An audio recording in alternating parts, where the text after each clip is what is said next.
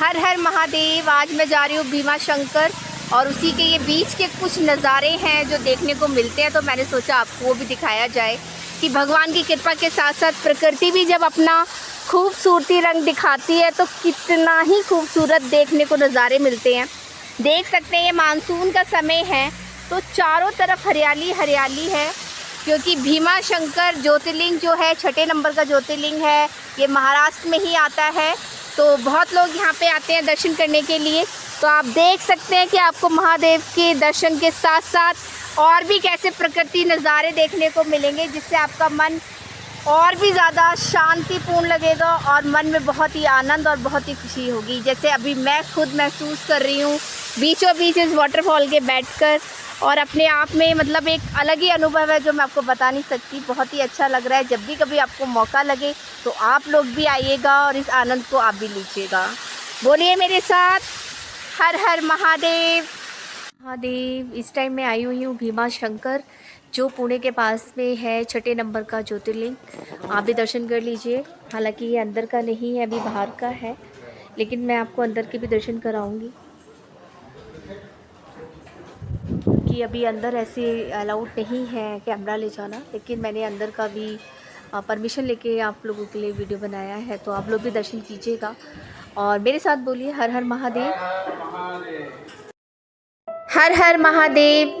बहुत बहुत स्वागत है आपका मेरे चैनल पर। आज मैं आपको एक ऐसी यात्रा कराने वाली हूँ जिसे आप देखकर महसूस करेंगे कि हाँ, महादेव जहाँ भी बैठे हैं वो जगह अपने आप में ही बहुत अलौकिक, बहुत आनंदपूर्ण और बहुत शांति देने वाली है।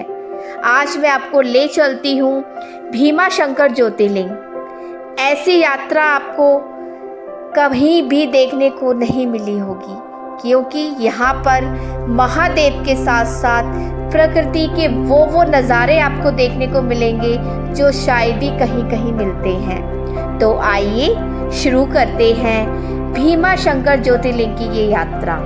बोलिए मेरे साथ, हर हर महादेव। भीमा शंकर की ओर बढ़ते कदम, घने जंगलों से घिरा ये रास्ता मानो हमें किसी दिव्य लोक की ओर ले जा रहा हो। हर तरफ फैला हुआ घना कोहरा, ऊंचे ऊंचे पेड़ और शांत वातावरण। यहाँ चलते हुए ऐसा लगता है मानो पूरी प्रकृति भगवान शिव की महिमा का गान कर रही हो। जंगल की खामोशी में भी एक अलौकिक शक्ति महसूस होती है। भीमा शंकर तक का हर कदम एक तीर्थ यात्रा का अनुभव कराता है। यात्रा के बीच अचानक सुनाई देती है पानी की मधुर ध्वनि और सामने प्रकट होता है एक अद्भुत झरना। इसकी ठंडी फुहारें मन को तुरंत ही ताजगी से भर देती हैं, मानो स्वयं प्रकृति शिव जी का अभिषेक कर रही हो। ऐसे दृश्य बताते हैं कि भीमा शंकर सिर्फ एक ज्योतिर्लिंग नहीं, बल्कि प्रकृति और आध्यात्म का अद्भुत संगम है। जंगल की गहराइयों से आगे बढ़ते हुए रास्ते में सबसे पहले स्वागत करते हैं यह शरारती मेहमान, यानी कि बंदर, जो आपको पेड़ पर उछलते कूदते नज़र आएंगे। आप वीडियो के साथ बने रहिए, क्योंकि ये अद्भुत नज़ारा आपको जल्दी देखने को मिलेगा, जहाँ बंदर की कूद फांद के साथ साथ आपको यहाँ की पवित्रता और जीवन से भरपूर वातावरण का हिस्सा हो। इनकी चंचलता यात्रियों के चेहरे पर मुस्कान ले आती है। और फिर सामने प्रकट होता है पवित्र भीमा शंकर मंदिर का बाहरी दृश्य। हरी भरी प्रकृति के बीच बसा यह मंदिर अद्भुत शांति और दिव्यता बिखेरता है। मंदिर की प्राचीन स्थापत्य कला और उसके चारों ओर फैले विशाल वृक्ष मानो हमें याद दिलाते हैं कि यहाँ सिर्फ ईश्वर ही नहीं, पूरी प्रकृति की शक्ति विद्यमान है। महादेव। इस टाइम मैं आई हुई हूँ भीमा शंकर, जो पुणे के पास में है 6 नंबर का ज्योतिर्लिंग। आप भी दर्शन कर लीजिए। हालांकि ये अंदर का नहीं है, अभी बाहर का है, लेकिन मैं आपको अंदर के भी दर्शन कराऊंगी कि अभी अंदर ऐसे अलाउड नहीं है कैमरा ले जाना, लेकिन मैंने अंदर का भी परमिशन लेके आप लोगों के लिए वीडियो बनाया है, तो आप लोग भी दर्शन कीजिएगा और मेरे साथ बोलिए हर हर महादेव।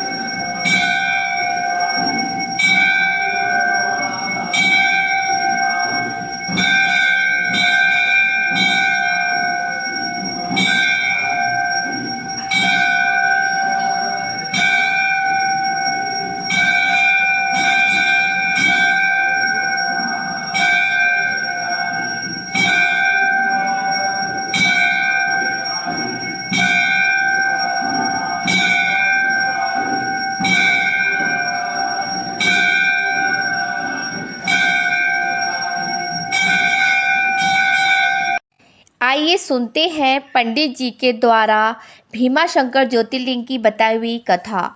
आप भी सुनिए। नमस्ते। आप जो दर्शन कर रहे हैं ये 12 में से 6 नंबर का ज्योतिर्लिंग है। दाकिन्या भीमाशंकर जी कहते हैं भगवान को। हमारे भारतवर्ष में 12 ज्योतिर्लिंग है, जो 12 ज्योतिर्लिंग है, जो ये 6 नंबर का ज्योतिर्लिंग है। इसे दाकिन्या भीमाशंकर जी कहते हैं। यहाँ पे ऐसा है कि त्रेता युग में त्रिपुरासुर नाम का जो राक्षस था वो शिवजी का बड़ा भक्त था। इसी वन में उन्होंने तपस्या की। तपस्या करने के बाद शिवजी उससे प्रसन्न हो गए, तो बोले कि मैं तीनों पति का राजा हूँ, तो मुझे अमर ये भोगने के लिए समय चाहिए, उम्र चाहिए। तो शिवजी बोले कि पृथ्वी तला में जिन्होंने जन्म ले लिया है उसका मृत्यु तो निश्चित है, लेकिन मैं आपके पत्नी से प्रसन्न हूँ, तो मैं आपको ये वरदान देता हूँ कि आपको कोई नर या नारी मारेगा नहीं। तो वो एक राक्षस था, वरदान लेके वो चला गया। तो वो राक्षस था, तो अपना आधिपत्य जमाने के लिए सब देवदानों मानव सबको छेड़छाड़ करने लगा, त्रास देने लगा। तो उसके बाद सब शिवजी के पास गए, बोले आपने उनको वरदान दे दिया है, तो आप उनका कोई बंदोबस्त कर लीजिए। तो बाबा वरदान होने के कारण शिवजी अकेले उनको हरा नहीं पाए थे, तो माता पार्वती की आराधना की। आराधना करने के बाद माता पार्वती शिवजी को प्रसन्न हो गई, तो शिवजी के आधे बदन में समा हो गई। तो मतलब ये अर्धनारी नटेश्वर का बड़ा रूप ले लिया, ना एक तरह से नर हुआ ना एक तरह से नारी हुआ। ऐसा ये अर्धनारी नटेश्वर का रूप लेके कार्तिक पूर्णिमा के दिन त्रिपुरासुर का यहाँ सवार कर दिया। सवार करने के बाद बाबा जब विश्रांति के लिए बैठे तो युद्ध से पसीना हो गया, मतलब श्रम हो गया। तो श्रम से पसीना हो गया, तो पसीना से यहाँ बगल में माता भीमा नदी है, जो रिवर है, जो पंढरपुर में चंद्रभागा कहते हैं, वो शिवजी के बदन से उत्पन्न प्रवाहित हो गई। तो इसीलिए भी भीमा नदी का उगम स्थान भी है। ऐसा है, आप अंदर जाके देख लेंगे तो भगवान शिवलिंग को 2 हिस्से दिख रहेंगे, एक बाजू पार्वती माता, एक बाजू शिवजी है। ऐसा ही अर्धनारी नटेश्वर का स्थान है।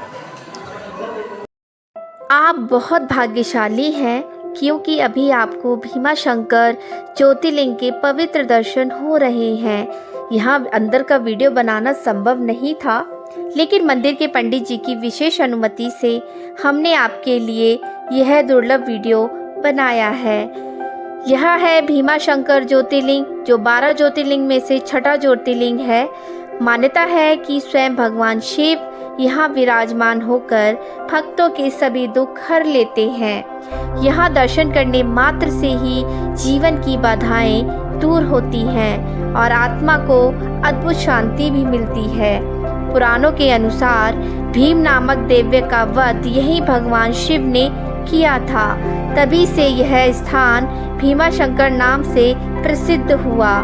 यह ज्योतिर्लिंग पर्वत की गोद में बसा है और इसे दक्षिण का काशी भी कहा जाता है। यहाँ की आभा इतनी दिव्य है कि हर भक्त शिव में हो जाता है।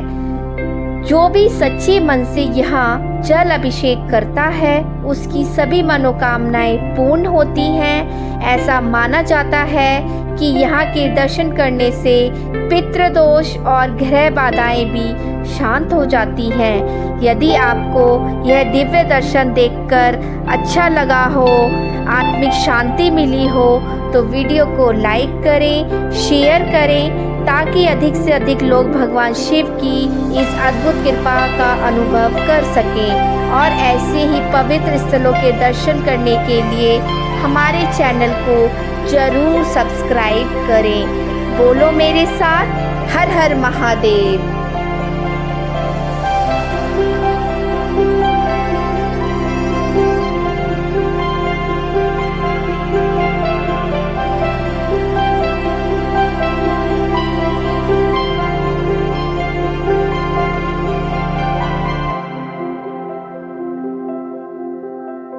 मंदिर के बाहर विराजमान है भगवान शिव के परम भक्त और वाहन नंदी महाराज। भक्ति की परंपरा कहती है कि ज्योतिर्लिंग के दर्शन से पहले नंदी को प्रणाम करना आवश्यक है, क्योंकि नंदी सिर्फ शिवजी के वाहन ही नहीं बल्कि उनके सबसे बड़े उपासक भी माने जाते हैं। नंदी की आंखों से सीधे गर्भगृह की ओर देखना मानो भगवान शिव से सीधा संवाद करने जैसा है। भक्त विश्वास करते हैं कि नंदी तक अपनी मनोकामनाएं पहुंचाने से वह संदेश सीधे महादेव तक पहुंचता है। भीमा शंकर ज्योतिर्लिंग के बाहर बैठे यह नंदी हर भक्त को यही स्मरण कराते हैं, श्रद्धा से जियो, विश्वास से प्रार्थना करो और हर क्षण शिव का ध्यान करो। भीमा शंकर ज्योतिर्लिंग के दर्शन के बाद बाहर निकलते ही दर्शन होते हैं न्याय के देवता भगवान शनि के। शनि देव का यह मंदिर भक्तों को कर्म और न्याय की महत्ता का संदेश देता है। भक्त विश्वास करते हैं कि यहाँ शनिदेव की पूजा करने से जीवन की कठिनाइयाँ कम होती हैं और दुर्भाग्य दूर हो जाता है। जो भी श्रद्धा से सच्चे मन से शनि भगवान की शरण में आता है उसके कर्म सुधारते हैं और जीवन में नई रोशनी का आगमन होता है। ज्योतिर्लिंग की भक्ति और शनि देव का आशीर्वाद दोनों मिलकर भक्त के जीवन को पूर्णता प्रदान करते हैं। तो आइए आप भी शनिदेव महाराज के हाथ जोड़कर उनसे आशीर्वाद लीजिए। भीमा शंकर मंदिर के बाहर दिखाई देता है यह प्राचीन कछुआ। हिंदू परंपरा में कछुआ धर्म, धैर्य और स्थिरता का प्रतीक माना गया है। कहा जाता है कि कछुआ धरती और सृष्टि के संतुलन का आधार है और मंदिरों में इसकी उपस्थिति हमें यह संदेश देती है कि भक्ति में भी धैर्य और स्थिरता जरूरी है। भीमा शंकर धाम का यह प्राचीन कछुआ सदियों से आने वाले हर भक्त की आस्था और विश्वास का साक्षी रहा है। भीमा शंकर ज्योतिर्लिंग के बाहर का यह दिव्य दृश्य, चारों ओर फैली हरियाली और मंदिर का शांत वातावरण भक्तों के मन को सुकून से भर देता है। यात्रा का यह दृश्य हमें ये एहसास दिलाता है कि प्रकृति और आध्यात्मिकता का संगम ही सच्ची दिव्यता है और यही संगम भीमा शंकर ज्योतिर्लिंग को अद्भुत बनाता है। भीमा शंकर ज्योतिर्लिंग से लौटते हुए का रास्ता सच में मन मोह लेने वाला है।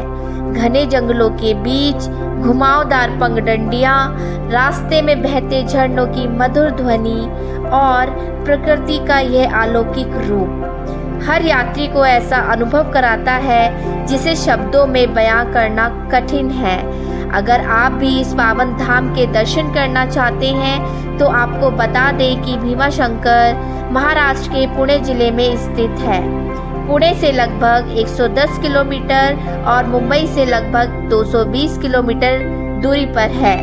यहाँ तक पहुँचने के लिए पुणे से बसें और टैक्सी उपलब्ध है। साथ ही कई श्रद्धालु यहाँ ट्रैकिंग का आनंद लेते हुए भी आते हैं। मंदिर तक पहुँचते हुए रास्ता कठिन जरूर है, लेकिन जब आप इस अद्भुत धाम के दर्शन करते हैं तो आपके मन में अलग ही शांति और मन आनंद से भर जाता है। अगर आपको मेरी ये वीडियो अच्छी लगी हो तो कृपया करके मेरे वीडियो को लाइक करें, चैनल को सब्सक्राइब करें और लोगों तक मेरे वीडियो को शेयर करें, क्योंकि कई लोग ऐसे भी होते हैं जो दर्शन करने किसी वजह से नहीं जा सकते, तो घर बैठे वो भीमा शंकर ज्योतिर्लिंग के दर्शन कर सके, तो आप उन तक जरूर शेयर कीजिएगा। बोलो मेरे साथ, हर हर महादेव।